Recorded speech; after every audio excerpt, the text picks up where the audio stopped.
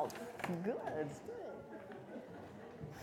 And you're still coming. Good afternoon, everybody. Thank you so much for being here today at the Lawrence County Museum. My name is Connie Post, and I'm the director here. Let me tell you about a couple things that we have going on before I introduce the speaker. So on October 28th, if you are not a member, you need to become a member because we're having a members-only party that is called Historic Halloween. It's a blast. You're going to love it. There's ghost stories, there's live music, there's food, there's games, cake walks. It's going to be a blast. We also have our Festival of Trees coming up on November the 1st. We've got about 30 trees, people decorating those. They're going to be all throughout the museum and our traveling exhibit hall. People can come in and vote for their favorite trees. And then we have our Merry Market, November 28th and 29th. All right, I want to introduce you guys to Ann-Chadwell Humphries. Some of you heard her speak earlier this year, last year, I'm not sure, but she spoke about Julia Mood Peterkin, who was the first Pulitzer Prize winner from South Carolina, and she was right here from Lawrence County. And today she's going to be talking to us about Clara Barton and Harriet Tubman. And last time that she was here, she had her book called An Eclipse and a Butcher, which is her book of poetry. But since then, she's been very busy, and she has some poetry in the Coastlines, which is an anthology of poetry, and she has her new book coming out, My Blind Obsession, next week. It's coming out next week. So she, of course, is with South Carolina Humanities, and we're very thrilled to have her here, and I'm just going to go ahead and turn it over to her. Yeah. Thanks. So tell me the names of people who were here the last time. I'll recognize you. Who was here? Were any of you here last time? You've got a whole new crowd. Oh, okay. All right. Thank you all for coming. This is Fiona Stanton. She's my wonderful assistant. She's working on her master's, finishing her master's in poetry at USC. She's from Oregon and Idaho, and we met through the University of South Carolina Writing Center. I take classes there for free tuition because I'm over the speed limit in age, and I take advantage of those. So I've taken 7 poetry classes. It's kind of a DIY MFA, Master of Fine Arts. But I work with South Carolina Humanities and to give presentations, and this one on Harriet Tubman and Clara Barton, I found out the 2 women were in South Carolina, in Beaufort County, at the same time, in the spring of 1863. So I'm going to tell you a little bit about their lives. Is this too loud? Are you okay? It's all right? Okay. A little bit about their lives prior to the Civil War, prior to coming to South Carolina, and then a little bit about their lives afterward. But most of my most of what I'm going to talk about will be their lives in this intensive spring of 1863. So we have some fresh slides for you. So Fiona's going to drive the slideshow. Oh, let me tell you, I no longer see with my eyes. I've lost my vision genetic. It's the reverse of macular degeneration, where you lose a central vision. It's over 25 or 30 years. So, and I've taken Braille. I can read at a first grade level. So call out your, I won't see you raise hand, although Fiona will back me up. And am I speaking to the group? Is this right? Am I addressing everybody? That far? Okay. All right. I still feel like I get good eye contact. There's something magical. Even though I can't see you, I feel the energy. I still go to museums and stand in front of paintings and feel that energy. There's no reason why I can't experience the paintings, and I get accessible tours. Multi-sensible tours. May Yes? I interrupt just a second? Yes. I've got a microphone here, so, and I can see you raise your hand, and it would be good if you have a question for her, if you raise your hand and I'll bring you the microphone so everybody can hear.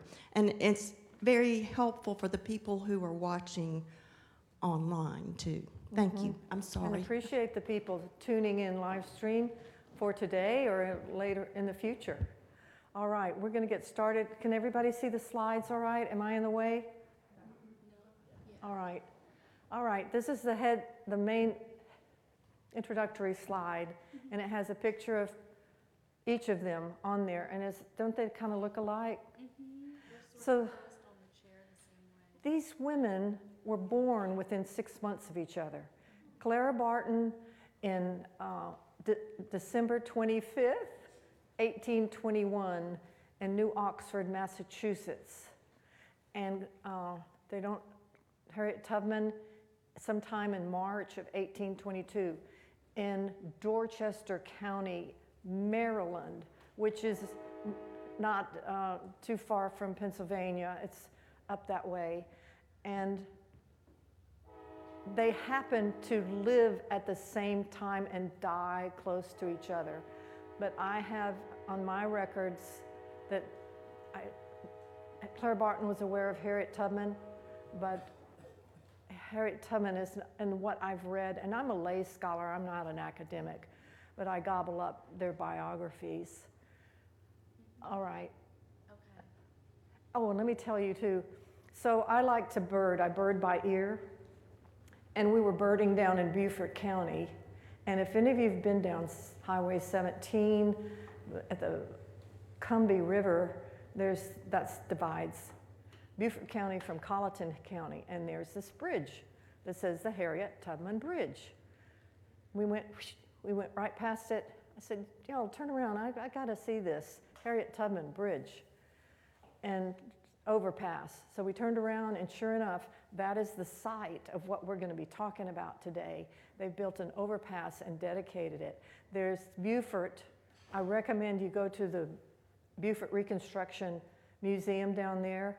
And as you walk in downtown Beaufort, you're going to be walking where Harriet Tubman walked. The buildings have changed somewhat, but you're going to see there's a church to which she attended, and Robert Smalls has if you know that story about the man who was enslaved at the middle of the night taking over a boat. He was and escaping from Confederate to Union lines, and he's a remarkable person. Someone else from South Carolina Humanities could tell you about that story. But there'll be a statue for Harriet Tubman as well. All right, what's the next one? The next slide shows standing portraits of Tubman and Barton, both with their hands posed on the back. So I have another assistant, Sarah, and Sarah and I looked through a bunch of books, and she happened to find two with their standing and their hands on their a rail or a chair. On the back of the chair. And then what else is on that slide? It's just the two portraits of them. Harriet Tubman escaped in 1849 from Dorchester County. And over the next 11 years, that's in Maryland, she's rescued 70 people in 13 missions.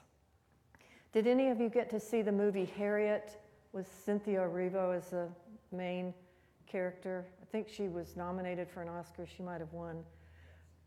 She did win? Or did you see it? That is phenomenal.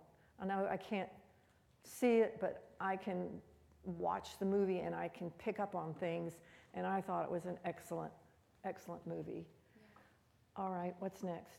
Now we're looking at their two houses that they were born in. All right, so here are the birthplaces of the two women, not too far apart. Now, Maryland, I want to give you some context too. So, in 1757 and 1850, renewed the Fugitive Slave Act. And that is for any escaped slaves could be captured and returned to their owner. So Harriet Tubman was operating under that until 1864. And she took a lot of people to Canada, through Philadelphia, and then into Canada. Now, there was also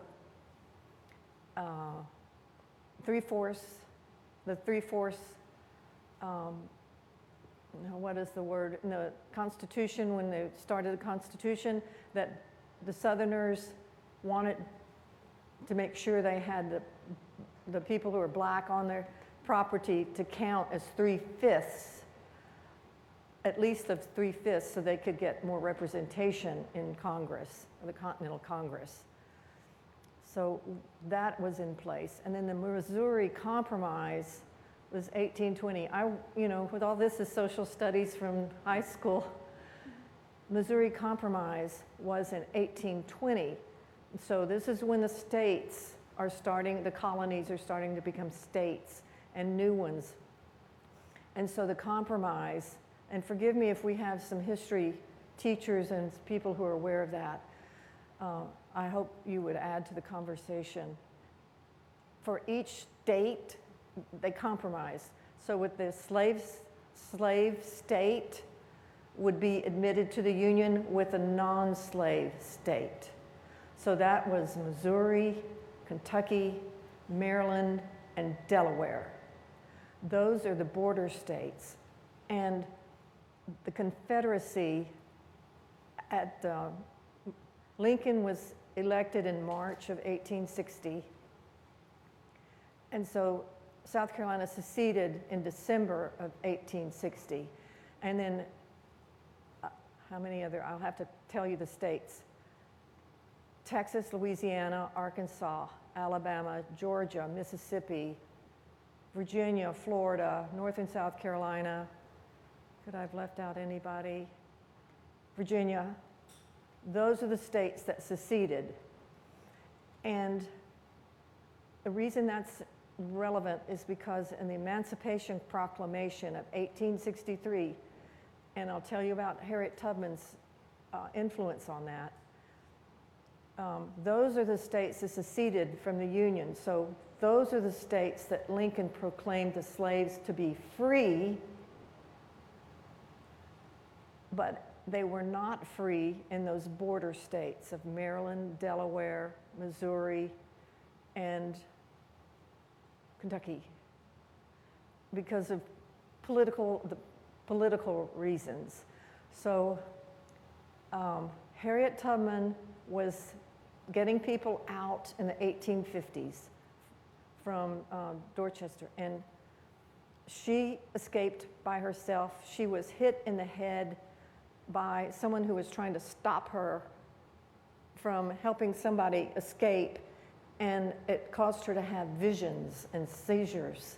But she always thought she might have visions, and she listened to that intuition. She navigated by the North Star. There are several books, I'll show you some really good books about her. And the Pulitzer Prize winner for nonfiction for this year is about Harriet Tubman, about the Combahee Raid, which is what we're going to talk about. Clara Barton, on the other hand, was a school teacher. She was 17. Both of them were the 5th children in their family. Clara Barton was the last child. Harriet Tubman came from a family of 9, but they were both 5th children. They both stood around 5 feet tall, which I just think, and they were both forces. All right, what's next? So these are the two places where they were likely born. What's next? Now we're looking at the maps. The maps? Yeah, so the map of Massachusetts with North Oxford starred, and then a picture of the Blackwater River in Dorchester County. Now look, it's a picture of the Blackwater River in Dorchester County. It looks sort of like the marshes of South Carolina. It is a little different. Has anybody been to some of those marshes up in Maryland? I have not, but sometimes they said the water is a little bit clearer and it's slightly different, but this is what Harriet Tubman learned to navigate in some of those marshes and swamps. All right, keep going. Oh, what I was going to tell you. So Clara Barton became a school teacher at age 17. She got her certificate. So she was teaching in Massachusetts, in New Jersey. She actually started some schools and then was replaced by a man as a principal, even though she got it up and started. She ended up going to Washington, D.C., and she got a position in the Buchanan administration. I think that's right. She got a position through her senator to work in the patent office in Washington, D.C. So she's the only woman working there in the 1850s. Then the Buchanan administration came in and she lost her job. But then when Lincoln came back in, she got her job back in the patent office. So she's earning money as a single woman in Washington, D.C. Your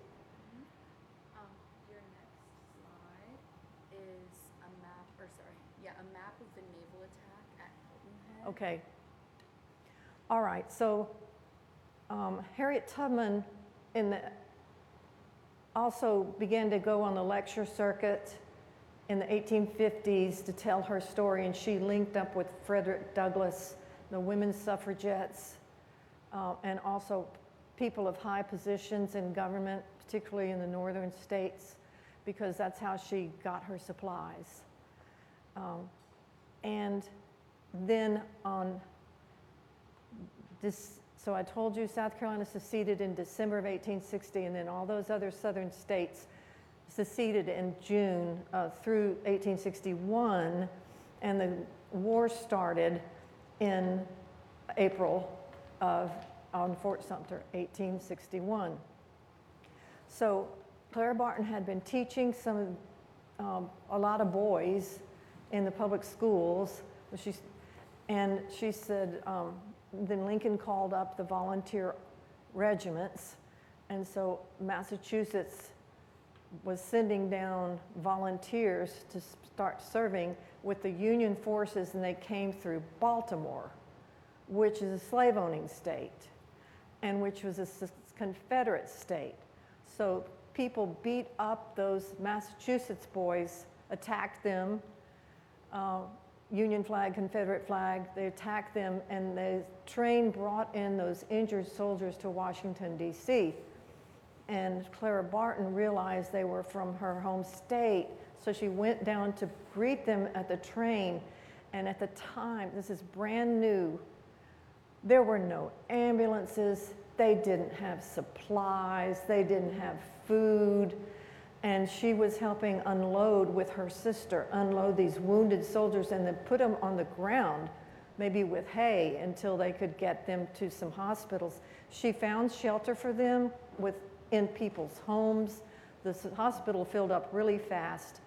And so she began to collect supplies, wagon loads of supplies, bandages from the women's groups in Massachusetts and the northern states, bandages, clothing, but even supplies, some medicines and some whiskey, which served as an anesthetic. And she began to go into battle. And she worked with the Secretary of War, I think it was Seward, and got an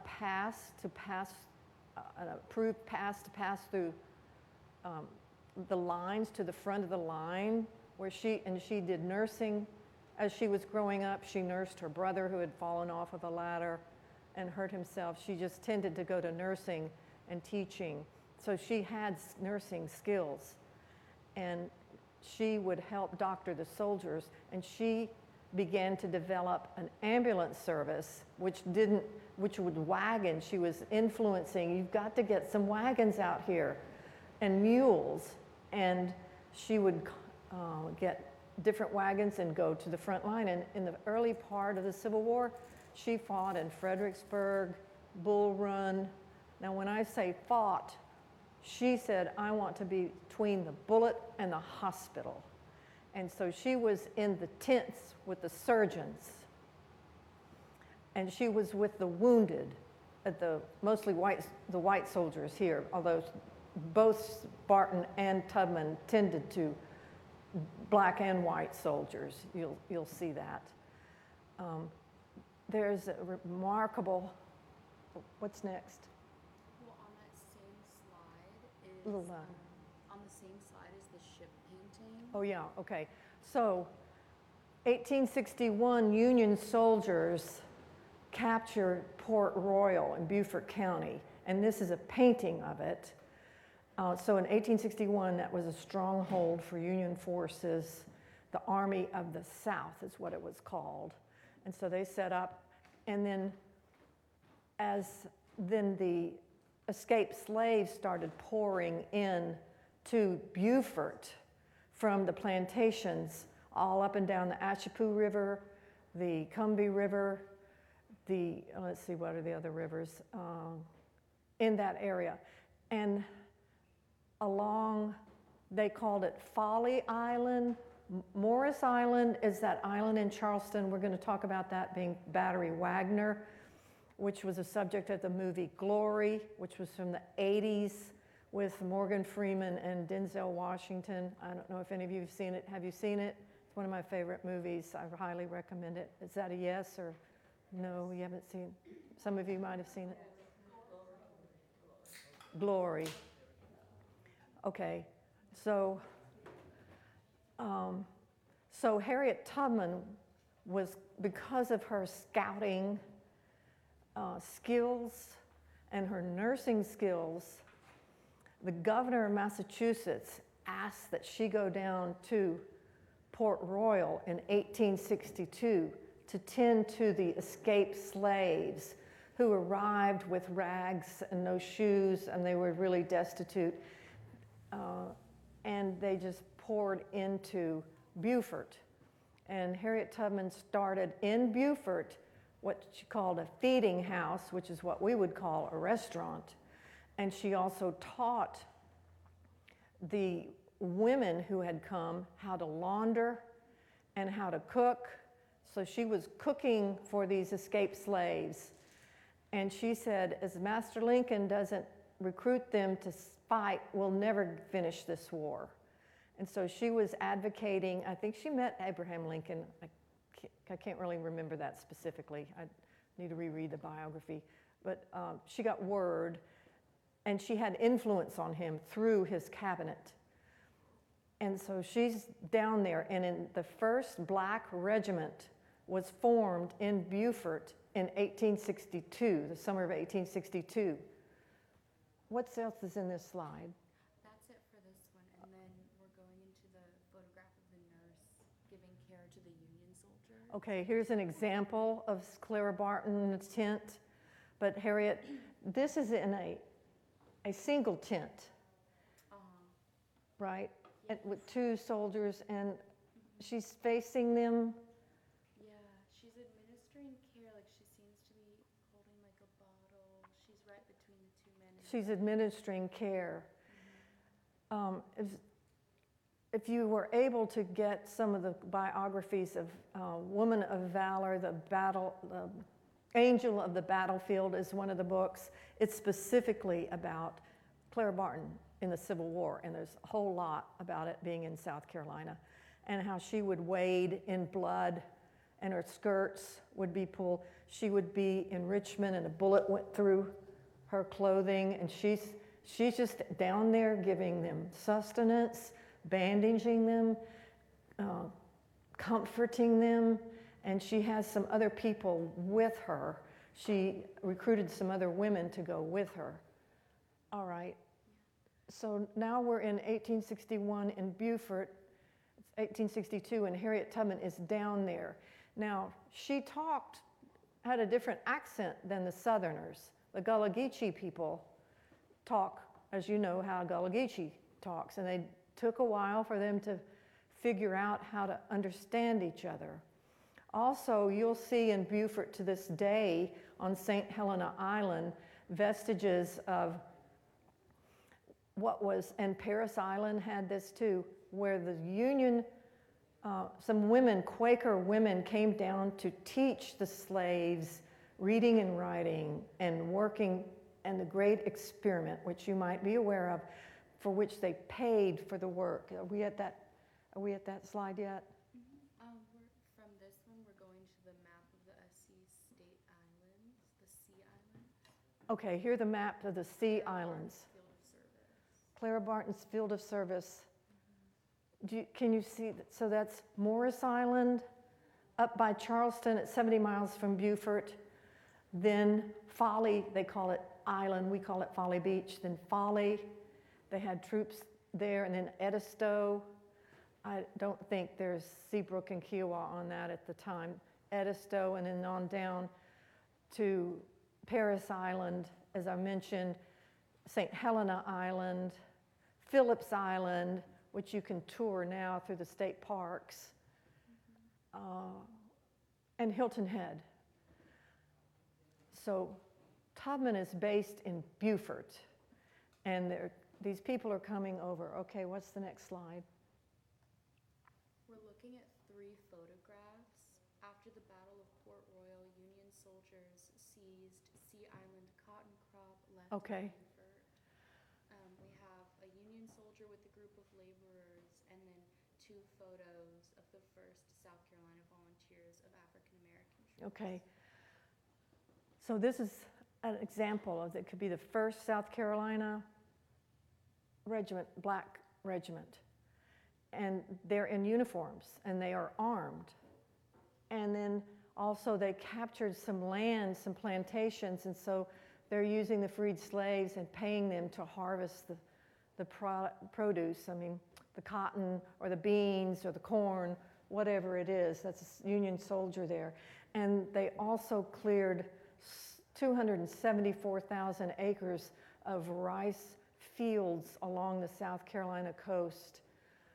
You've been down to Georgetown, you've seen those rice fields. You've been to Hampton County, seen them there, Walterboro or Colleton County. All right, what's next?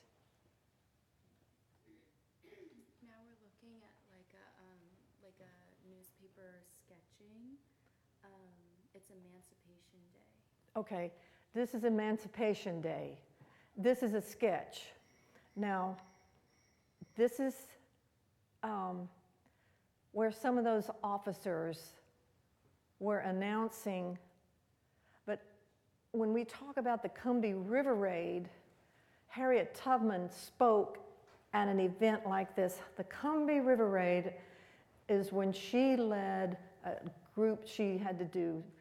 She was paid a little bit of money to enlist scouts, local scouts, to canvass where the Confederates lay their missiles or their bombs within the river, and who was where. So she would listen as she was nursing these soldiers or nursing the people who are coming over. She would listen to them and began to gain their trust, because the slaves didn't trust the white Northerners either. Who are these people? But they had to get away. All right, so what's next? Did I talk about everything on there? Yeah, that's good. Okay. Now we're looking at the 2 different photographs of their handwriting. Oh, all right. So this, I could find Clara Barton's handwriting for you. I found something for Julie Mood Peterkin, her handwriting. The Army did not take women at all. So Clara Barton and Harriet Tubman were essentially volunteers. Occasionally they would get a little stipend, like Harriet Tubman got $200 to start a laundry and start that restaurant, and then she taught people how to brew root beer, and they baked gingerbread. And she was given rations like the soldiers, but there was some resentment there, so she just never took the rations she just kind of fed herself. And she knew herbs and what was edible in the woods. And with Clara Barton, the same thing. when she's in the battlefield, she's not getting paid, but they both petitioned for, after the war, for some pension. And they had to document their time on the battlefield and what they did. And so Harriet Tubman, doesn't it say she was a scout on this piece of paper? Yeah, I think so, because it's payment for services to the U.S. Army as a scout. Payment to U.S. Army as services for a scout. So in the 1880s, they both got some pension. All right, moving on. Yeah, and we're halfway through the slides. Okay. And we're like 30 minutes in. Just wanted Okay, good timing. All right. Now we're looking at 3 different book covers. Okay, these are examples of the books. Angel of the Battlefield. One is about Clara Barton. Would you call out their names so I'll know loudly? Yeah. A Woman of Valor, Clara Barton and the Civil War. That's the one I was telling you about. By Stephen Oates. She Came to Slay, The Life and Times of Harriet Tubman by Erica Dunbar, and Cumbie by Etta L. Fields Black. And this is the one, the Cumbie is the one that won the Pulitzer for nonfiction. And she really goes into detail about the plantation owners along the Cumbie River. And they would be I have friends with names like this, Lowndes, Middletons, Hayward, those like Middleton Plantation, Hayward, these are descendants of those folks. And I listen to books on talking books through the Library of Congress. And also I subscribe to Audible, and I can listen to more current books on that. And then there are a couple of other sites where I can get computerized. This is the voices are getting so much better. When I read the newspapers, the headlines, sometimes they're in really wonderful voices. I don't know if you listen to the news online. I can click it, listen to this article, and there'll be a man with a very deep voice like that. And then there'll be a young man, or there'll be a woman or a young woman narrating. They can just dial up which voice. So it's getting better and better. Okay. The next slide shows a pencil sketch of volunteers helping the wounded on the battlefield. Clara Barton and Harriet Tubman would have witnessed similar scenes. Is that the only one that's on there? Yeah, it's just a big picture of that. A big picture to give you an idea on the battlefield. The hospitals would be set back from the battlefield, of course, and troops would be up front fighting, and it's hand-to-hand, some of it rifles, cavalry, but a lot of gunshot and fire and people falling. Their horses died. People were wounded and calling out on the battlefield. Sometimes they would call a truce and they would go capture their wounded. Both Confederate and Union soldiers would do that. And then, does this one have the stretcher? Yeah, the guy is being carried, the soldier is being carried by 4 men on a stretcher. I understand at Gettysburg that there were freed black freedom seekers, is what Dr. Etta Fields Black would use that term in her book, Cumbie, freedom seekers. But some freed slaves had joined the Union, and they were the ones who would pick up the bodies with ox carts and get them, and think, there are no cushions, there are no springs on these wheels. Some of you may be students of the Civil War and medicine during the Civil War. There is a museum in DC that's a museum of Civil War medicine. I haven't been to it yet, but I did go to Clara Barton's Bureau of Missing Soldiers, and I have a couple of mementos. I have a coaster and I have a keychain that I bought there is to prove that I was there. And it was a building like this, but it was tiny.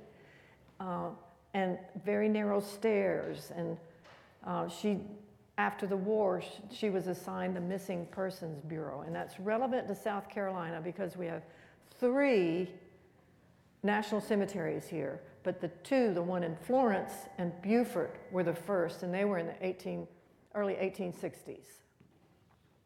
So if you go to Beaufort, I highly recommend you go to that cemetery because it says USCT, United States Colored Troops. That's what they were called.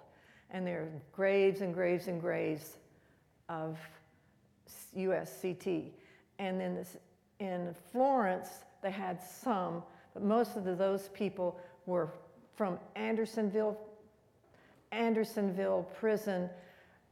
They marched from Andersonville when Sherman went through in Andersonville. Those marched up to Florence since they would die along the way. And there's several of those kind of people buried in the Florence Cemetery. It's very moving, and they're mass graves.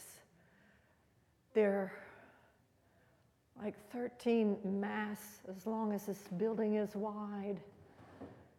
And they don't know the names. They just knew the bodies are buried in there. So it's a very sacred, very holy space. At least it was to me. And Andersonville was a terrible place, a really terrible place. Harriet Tubman, Clara Barton went there after the war to help try to identify the soldiers, and they identified 13,000, put names to bodies. Okay, what's next? So on the next slide, there's 2 different pictures. There's a woodcut which shows Clara Barton raising the flag over the new. Oh, here's Clara Barton raising the flag in the Andersonville. Now we're going to update these slides, and we're going to put the Florence Cemetery and the Beaufort Cemetery because they have Civil War soldiers in them. But this is what we had at the time. So this shows her working in Andersonville after the war, trying to identify those Union troops. And then a picture of the Hilton Head Army Post. Okay, so Clara Barton got to Hilton Head via her brother. So she had been fighting, nursing. She never shot a gun. She could, but she wasn't in that kind of battle. She was up front nursing, helping the soldier, getting a lot of credibility and admiration. And even after the war, there were soldiers who would come by that Missing Persons Bureau and say, "You saved my life, you saved my life." So she had exhausted herself on, as I said, Bull Run, Antietam, Fredericksburg, Chancellorsville, and she had to take a break. She worked to exhaustion. Both of these women would work to exhaustion. And she went back to she had hired someone to take her place in the patent office, and she paid that person part of her salary so she could keep her job for after the war. But she used everything she had for supplies. But her family her sister came to see her, and her clothes were in rags, and she was emaciated. And they would work 36 hours straight. They would just get a little sleep in the corner and then work more. And it's really hard to read some of those stories. And Harriet Tubman would nurse those soldiers too. In the quote, the colored troops, unquote, she said, I would go in there with a pan and a block of ice, and I would wash their wounds, and I would do the next one and get the flies off of them, and then I would wash the next few until the water was so red it looked like blood, and the flies had come back to the wounds. It was, they didn't have much hygiene back then, and they were lying on hay on the ground. It's very moving. What else do I have here? You got all of that for that slide, but I think Okay. the next one It's Harper's weekly rendition of the raid of 2nd Okay. SC Volunteers. All right, now, so Harriet Tubman went down to, she was invited to go down to Hilton Head, partly for some rest, but she accompanied her brother, who was a quartermaster. And so she's down there kind of resting, and there's no battle around Hilton Head. And she rode horses. They took boats up to Charleston. They were still, the Union soldiers were still trying to take Charleston and would attempt to, but they would be rebuffed because it was so well fortified. So there were those kind of battles. But Harriet Tubman was being paid to scout. There were like 30 plantations along the Combahee River. I've heard it pronounced Combahee or Cumbie. Either way is what I understand is okay. I heard Harriet Fields Black give her lecture. I can't remember which one she used, but she wasn't that particular about it. So there was going to be an expedition of 3, do we have those? We don't have pictures of those gunboats. What are we on now? We're still on, it's the picture of the raid of the Combahee River? Yeah, Okay. among the rice plantations of the Combahee, and then the portrait of Colonel James Montgomery. All right, so Harriet Tubman has been, it is June. It is the spring, May 1863, and it's the deadly season is what the planters, so the planters sent their families inland and up to the mountains to get away from the ague, the mosquitoes, and all the pests that cause diseases. So it was along the Combahee River, along all of the South Carolina plantations. It was very limited number of people in charge there. Now that some of the plantation owners, like 1 or 2, would stay on the property while they harvested the cotton and the corn and whatever else they were harvesting. So it was not well guarded, and they had a Confederate sentinels along the Combahee River. Do you know where Green Pond is? Have you heard of Green Pond in Colleton County? That was kind of a place for some of the Union soldiers. It's up by Walterboro. But this Combahee River, the Union soldiers wanted also to attack the railroads that were going from Savannah to Charleston. So this Combahee River became so historic. So there were 3 gunships, and they had cannons on them, and they had Union flags, and Harriet Tubman was working with Colonel James Montgomery, and the Rhode Island Artillery was there, and the 2nd South Carolina Black Regiment in their Union uniforms with swords and guns and bayonets, and some of those soldiers came from those plantations. So they are looking at their families, and they're going to go up the river.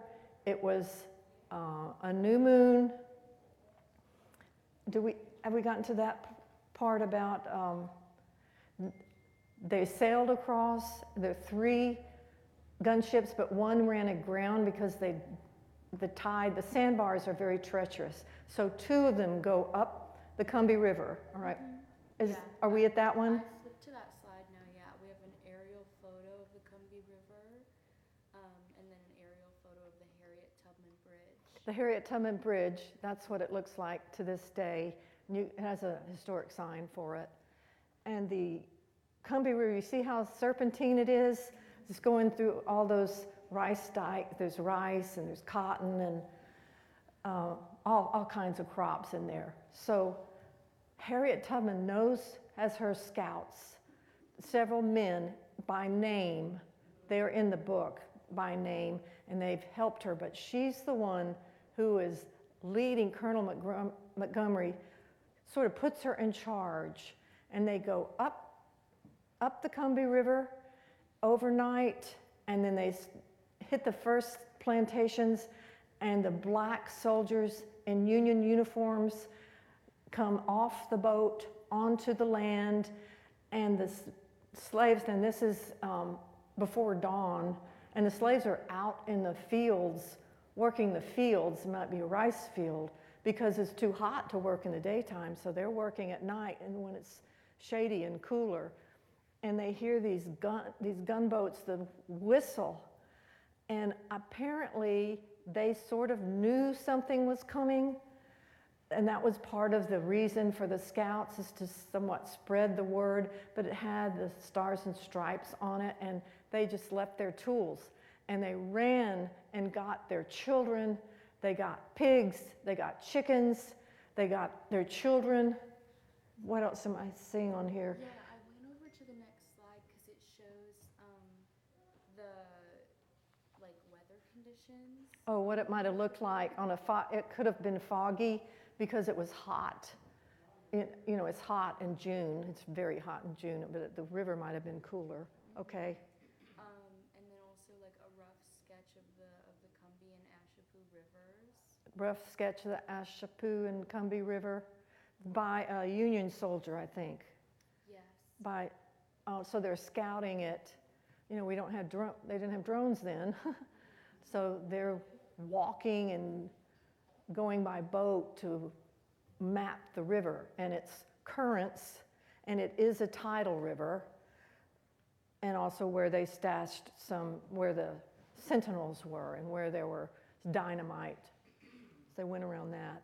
But Harriet Tubman was on the top, and she was actually leading. Colonel James Montgomery knew her power, and so up they went to the river, and they would do this at different, and they burned, unfortunately, they burned the silos, they burned the houses, they burned the crops. That was a very, very sad part of that story. And people were running out to them, and then as they went up the river, the gunboats were getting full of people. So they had just 2 gunboats. Where they had 3, they could have taken more people. And Harriet Tubman was running and helping people get on they had rowboats. They got off into the river, onto rowboats, and then over to the ship. And Harriet Tubman's pulling, and she pulls her dress. It says she had a green dress, and it pulled it almost completely off. And after that, she requested a bloomer dress, which would be kind of like a clown suit, with legs on it and gathering around the ankles, but it would be like pants so that it wouldn't tear. And the people were so frantic that James Montgomery said that Harriet Tubman's known as Moses and as General. Moses, sing to your people. And so she started singing, and in these books, you learn the song that she sang, and that calmed them down. But unfortunately, they rescued about 750 slaves, took them back to Beaufort, but there were more than 10 times more than that on the river. But that struck a strategic mark, damaged strategic, because it went up by the railroad, so that the Union could not transport their goods. And they went back, and Colonel, do we remember that scene where it said Emancipation Proclamation? They had something like that when Harriet Tubman came, and James Montgomery and the Rhode Island Artillery and the 2nd South Carolina. The 2nd South Carolina soldiers would know people on these plantations. It's just, So they had a celebration, and Harper's Weekly was down there, and Colonel Montgomery asked Harriet Tubman, this is a little woman, Harriet Tubman, to make a few remarks. The woman who narrates it in one of these books, maybe that lower, or that one down, the book about Harriet Tubman, lowered her voice and spoke like what Harriet Tubman might have spoken, not in a very respectful way, lowered her voice. And so you can imagine Harriet Tubman having a low voice, and she's projecting to all these soldiers. They know her. All the soldiers, the people, the slaves, they know her because she ministers to them. She makes sure tries to get them clothing and food, and also convince them to join the Union Army, because without them, she thought there would never be a victory for the Union forces. Okay. I have 3 more photos on this slide, Anne. So, a stone building depicting where slaves lived on plantations. Do you see that? Where's a stone building depicting what the conditions were for the slaves on the plantations? And you've been to some of those, Middleton and Magnolia Plantation, and seen the slave village. Hobcob Barony, you see what's some of the slave village, you know a little bit about what that looks like. All right. There's a picture of an irrigation gate to All allow right. river water to flow in and out of the fields. The rice dike, the rice in and out, the water in and out, okay? And then an aerial picture of the Combahee River wetlands showing the marsh in the foreground and then the rice fields in the background. Just to give you an idea of what it would look like. Laborers cleared forested wetlands. A little uprooting louder. The laborers cleared forested wetlands, uprooting cypress trees, and making the landscape flat to create 274,000 acres of tidal rice fields. I understand you can see the rice fields from the space shuttle because they make such an impression on the. Now, I'd like. How many more slides do we have? 2 more. All right, we'll finish these slides, and I'm going to have Fiona read a couple of poems about Harriet Tubman and Clara Barton. What's next? This one shows 3 different paintings. 3. So there's a painting of Tubman nursing the sick and dying. Over here. Tubman nursing sick and dying. Painting of Tubman with a pistol titled The Conductor. The conductor, she has her pistol with her, and she would use the pistol. And she would have to threaten people who got afraid as they were being escaped, because they had dogs running after them. And some of the escapees said, I'll go back. I will shoot you, because we can't let you tell them how we got here. They would have tortured them. All right, and what's the other one? And then a portrait of a 29-year-old Clara Barton. So 1821 and 29, was that 1850? So that was be what she looked like maybe when she was teaching school. Okay. All right, and then we have a painting of the Union soldiers storming Fort Wagner. All right. Now, so they rescued around 750 enslaved people and brought them to Beaufort. In the meantime, some of the other divisions of the Army are going to Savannah, the Savannah River, and doing things, freeing some of the slaves from the plantation. And they're coming into Beaufort, Port Royal, and some of them are becoming soldiers.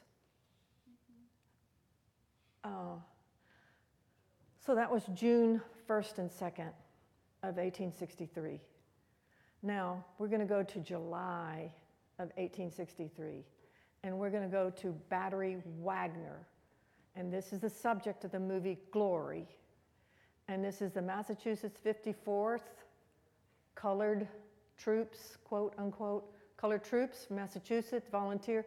2 of Frederick Douglass's sons are in this, and they come down to South Carolina, and they're planning to take Battery Wagner, which guards, that's Morris Island, and it guards the harbor to Charleston.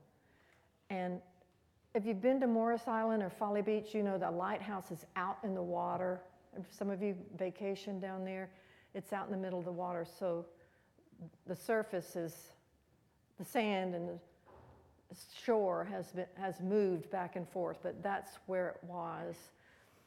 So there are Confederates, they're not but maybe 750,000 Confederates in this fort, but it's very fortified. And there's a peninsula over which the Union soldiers had to go. They dug trenches and worked their way up closer, closer, closer. And it's July on the coast of South Carolina. That's hot, and bugs and water, trying to get enough water, cool water. And then the Massachusetts 54th. If you've been to the Boston Commons, there's Colonel Robert Shaw, who's a white man, age 25. Matthew Broderick played him in the movie. And there's a statue of them in Boston Commons, a big, and the Massachusetts 54th, big. But this Massachusetts 54th had drilled and drilled, and they wanted to be the first ones. They wanted to prove themselves in battle. Now, granted, they got 2/3 of the pay that the white soldiers got, but they charged on the peninsula, a strip of land, an isthmus, and they suffered terrible casualties, and you'll see that in the movie. It's just throwing back. Some of them got up and onto the fort, and then they were shot and fell over backwards. Not everyone died because 54th went to fight other places, but many, many casualties just buried on the beach. And I wrote a poem about the Combahee River Raid, and I'd like Fiona to read that, and then that was Harriet Tubman. And then Clara Barton and Harriet Tubman were at Battery Wagner. In each of their biographies, it tells about what they were doing. They were in the hospitals. So there was a black side and a white side. And then they would cross over. But they were in parallel worlds. I think that's so interesting. So here go the poems. And then we'll field some questions. I'm just grabbing the microphone quick. Thank you. No, that's okay. Thank you. I'll start with Combahee Ferry Raid. And it has an epigraph, which is a direct quotation from Harriet Tubman. Combahee Ferry Raid, June 1st and 2nd, 1863. Master Lincoln, he's a great man, and I'm a poor Negro, but this Negro can tell Master Lincoln how to save money and young men. He can do it by setting the Negroes free. Harriet Tubman. Ease under the bridge that spans the Combahee River. Behold the Ace Basin, graceful white-winged egret. Let layers of time and care slip from your shoulders. Here, history holds psalms and lamentations.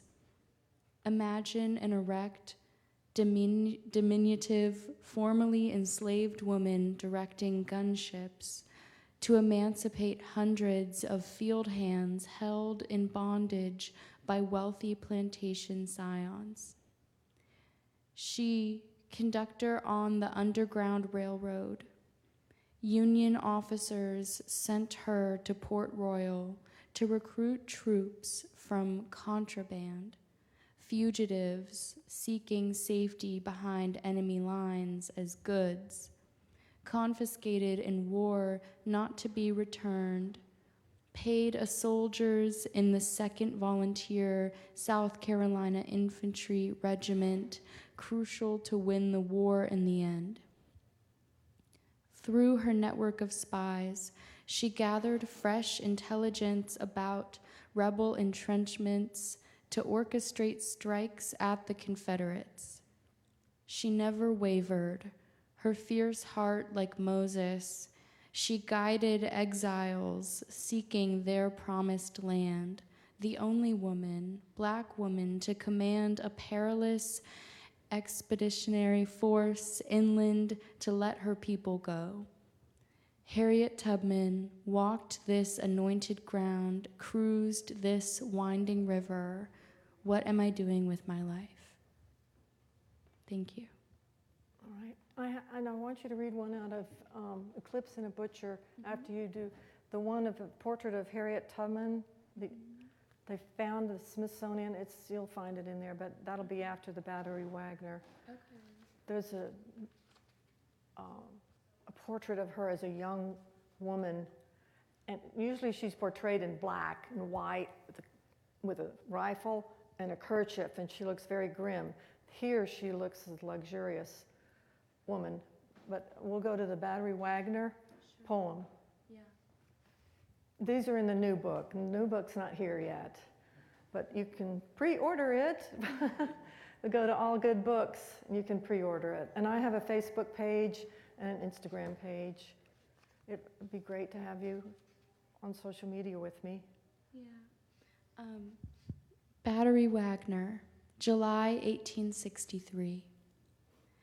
And then we heard the rain falling, and that was the drops of blood falling. Harriet Tubman. Skirted nurses stagger through sand to soldiers wounded and dying on the Ismic beachhead. 2 Athenas heralded for their laurels, summoned by surgeons, hems weighted with blood. Their beneficence, beef broth and bandages, kind words and whiskey, hands acquainted with death. Unpaid as women, they lobbied for passage to lines between field hospitals and bullets, scavenged supplies from friends and quartermasters, contemporaries in age, born in nearby states, daughter of a captain, daughter of enslaved, women whom history must never forget. Barton and Tubman seem never to have met. Thank you. There's a saying, one of my mother's friends went to this home of Clara Barton in Maryland, and she brought home this button, which is, like one of my mantras is, she said, I may be compelled to face danger, but not fear it. I get a lot of strength from that quote. To face the danger, but you have to do what you have to do. If anybody has military families, you have to do what you have to do. Okay, and the last poem, and then we'll open for questions. It's a portrait of a young Harriet Tubman.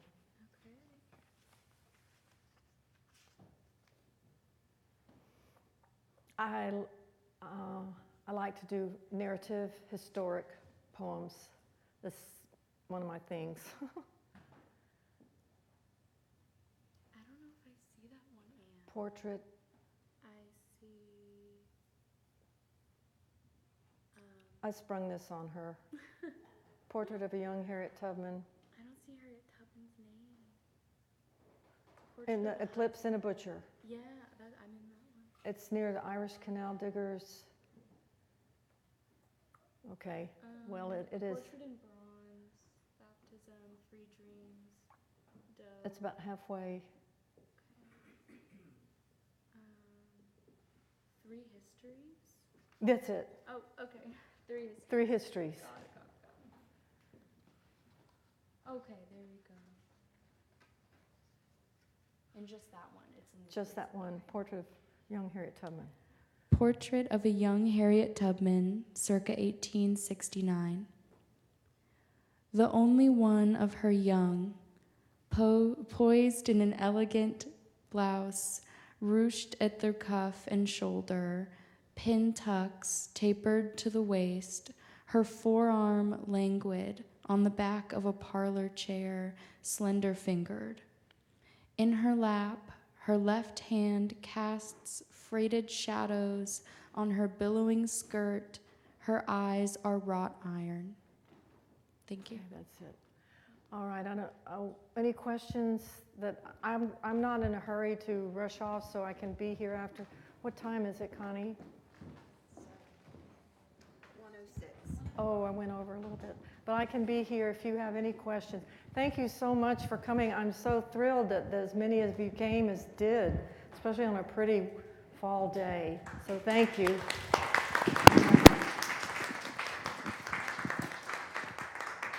I just wanted to let all of you know, if you're interested in that book, Cumby, if you're an auditory listener, it's on sale, 75% off right now on Audible, so it's only $6. It's normally $25 on Audible, and it's $40 in print. So right. even if you don't have an Audible membership, you can, without a subscription, you can just buy it for $6. So. Wow. I used one of my credits. So, and again, we thank the South Carolina Humanities for sponsoring people like me to go out into the community and talk about the great cultural history of South Carolina. There's a lot to celebrate. Excuse me, especially you all here in Lawrence County. There's so much here. Okay, if you want to come see the books. Thank you. I learned a lot today. I love history. I was once told that I was a Harriet Tubman, but after hearing the present today, I am not a Harriet Tubman. So I thank you so much for That bringing. you resemble her? No, what people say? the works that I do, I did. Oh, okay. So I appreciate everything. I'm so glad, that's such a compliment. I'm so glad you came. If you have anything to add, I'm most interested in. Are you an actor? Do you dress like she did? She does not. Oh, okay. But she spreads the message. She is just a great, great woman. Okay. Well, please come and introduce yourself.